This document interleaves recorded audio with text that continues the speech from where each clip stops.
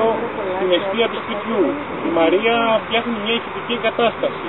Ο καθένας από εσάς, σε αυτό το μεγάλο, σε αυτό το πίνακα που μας βάλει μια μικρή εικονούλα, η οποία να είναι η εικόνα link πάνω, να οδηγεί στα δικά του, με μια μικρή πρόταση η οποία να έχει σχέση με το νόημα αυτού που έκανε. Έτσι.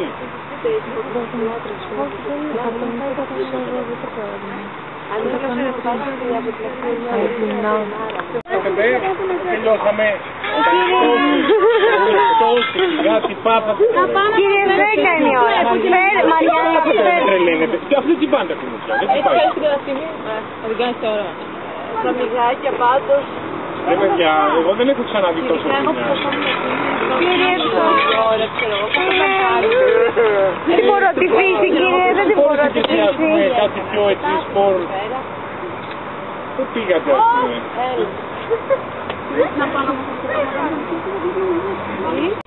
Δεν έχουμε φέρει τίποτα από το καλάβι να κάνουμε κάτι. Γιατί τόσο μανία. Εγώ, δεν